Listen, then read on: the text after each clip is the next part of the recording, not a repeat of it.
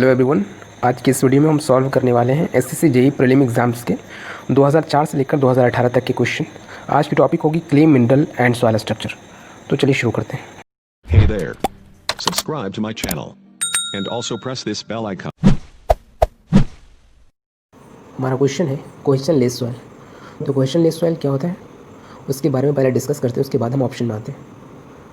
Question less soil, इसको example से समझने की कोशिश करते हैं। इसका एग्जाम्पल होता है सैंड एंड ग्रेवल। ठीक है, sand and gravel. Sand and gravel की साइज़ जो होती है काफ़ी बड़ी होती है इसके कंपैरिजन में, सिल्ट और क्ले के कंपैरिजन में। साइज़ अगर बड़ी होगी तो इसका सरफेस एरिया कम होगा, क्योंकि साइज़ जो होता है वो सरफेस एरिया के इन्वर्सली प्रोपोर्शनल होता है। ठीक है, अगर सरफेस एरिया कम होगी तो वाटर मॉलिक्यूल के साथ बाइंड नहीं कर पाएगा। ठीक है, not able to bind with water molecule, जिसकी वजह से क्या होगा, इसका प्लास्टिसिटी इंडेक्स जो होगी वो कम होगी, नेग्लिजिबल होगा। ठीक है, प्लास्टिसिटी इंडेक्स मिनिमम होगी। और हमने पढ़ा हुआ था सैंड का क्या होता है कि हमने जिसकी प्लास्टिसिटी इंडेक्स 0 होती है उसका कंसिस्टेंसी नॉन प्लास्टिक होता है। ठीक है, तो सैंड एंड ग्रेवल का क्या होगा, IP = 0, तो ये नॉन प्लास्टिक होगा। ठीक है, तो ऑप्शन कौन सा करेक्ट होता है, हमारा ऑप्शन बी करेक्ट होता है, question less soil is sand. अब हम नेक्स्ट क्वेश्चन की तरफ मूव करते हैं। हमारे नेक्स्ट क्वेश्चन है sand particle are made of. ठीक है, तो sand particle are made of quartz. Option D correct होता है, लेकिन इसको हम समझने की कोशिश करते हैं क्वार्ट्ज है क्या।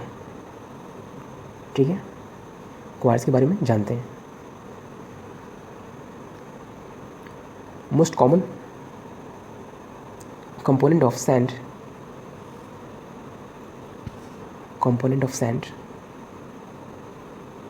Is silicon dioxide. ठीक है, सिलिकॉन डाइऑक्साइड किसके फॉर्म में होता है, क्वार्ट्ज के फॉर्म में होता है। ठीक है, तो क्वार्ट्ज कुछ नहीं, सिलिकॉन डाइऑक्साइड है। तो हमारा आंसर क्या होता है, ऑप्शन डी करेक्ट होता है। अब हम नेक्स्ट क्वेश्चन की तरफ मूव करते हैं। हमारा नेक्स्ट क्वेश्चन है क्ले इज जनरली। तो हमने अभी कोहेसन लेस सॉइल के बारे में पढ़ा, अब हमने कोहेसिव को पढ़ना है। तो कोहेसिव क्या होता है, इसको भी एग्जांपल से समझने की कोशिश करते हैं। तो इसका एग्जांपल क्या होता है, सिल्ट एंड क्ले होता है। ठीक है, सिल्ट और क्ले। तो सिल्ट और क्ले का साइज़ जो होगा ग्रेवल और सैंड के कंपैरिजन में छोटा होगा। ठीक है, तो साइज़ छोटा होगा तो सरफेस एरिया ज़्यादा होगा। सरफेस एरिया ज़्यादा होगा तो ये वाटर मॉलिक्यूल के साथ अच्छे से बाइंड कर पाएगा, और ओवरऑल क्या करेगा, सॉलिड प्लास्टिक सॉलिड की तरह बिहेव करेगा, बाइंड विथ वाटर मॉलिक्यूल। ठीक है, ये प्लास्टिक की तरह बिहेव करेगा, प्लास्टिक सॉलिड की तरह, जिसकी वजह से क्या होगा कि प्लास्टिसिटी इंडेक्स भी इसकी ज़्यादा होगी। Overall behave as plastic solid. ठीक है, इसकी प्लास्टिसिटी इंडेक्स भी ज़्यादा होगी। तो हमने पढ़ा हुआ है सिल्ट और क्ले का प्लास्टिसिटी इंडेक्स के बारे में। सिल्ट का प्लास्टिसिटी इंडेक्स क्या होता है, 10 to 15 होता है, और क्ले का 15 to 100 होता है। तो हमारा क्वेश्चन था क्ले इज जनरली, तो हमारा कोहेसिव होगा।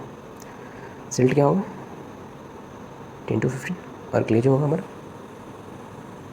15 to 100। अब हम नेक्स्ट क्वेश्चन की तरफ मूव करते हैं। हमारा नेक्स्ट क्वेश्चन है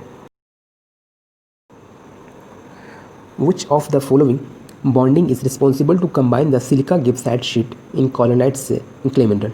ठीक है, तो हम ये याद रखना है क्ले मिनरल और बॉन्ड के बारे में।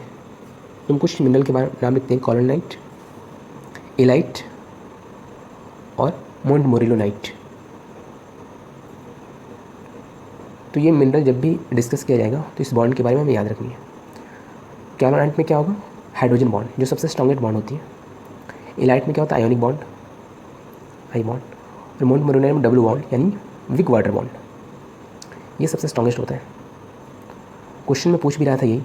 ठीक है, आई बॉन्ड, आयोनिक बॉन्ड, इसी कहते हैं विक वाटर बॉन्ड। तो हमारा क्वेश्चन में पूछ रहा था silica gibbsite sheet in kaolinite clay mineral, तो हमारा ऑप्शन क्या होता है, ए करेक्ट होता है, बी करेक्ट होता है।